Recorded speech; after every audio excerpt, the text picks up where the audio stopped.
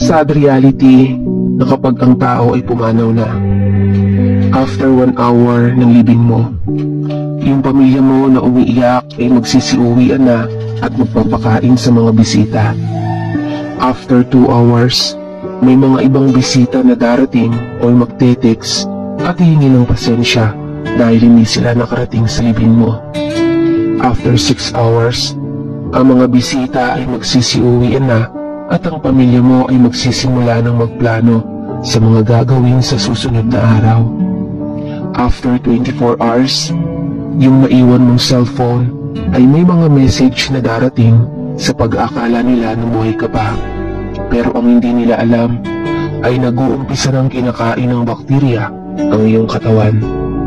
After 5 days, yung pamilya mo ay salo-salo ng kumakain habang ikaw ay nabubutas na ang katawan at lumalabas na ang mga dugo dahil sa bakterya. After 1 year, may mga tao na makikita ang mga larawan mo at may isip ka ng panandalian habang ikaw ay buto na sa loob ng iyong libingan. Real talk, lagi mong tandaan na napakaikli lang ng buhay sa mundo at madali ka rin makakalimutan ng tao.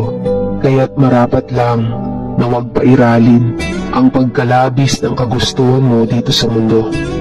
Huwag puro ka-estresan ang gawin mo dahil sa ayaw at sa gusto mo, lilisan ka rito.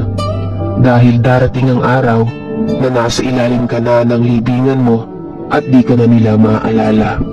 Kaya huwag sayangin ang buhay. Piliin mong maging laging masaya habang nabubuhay ka.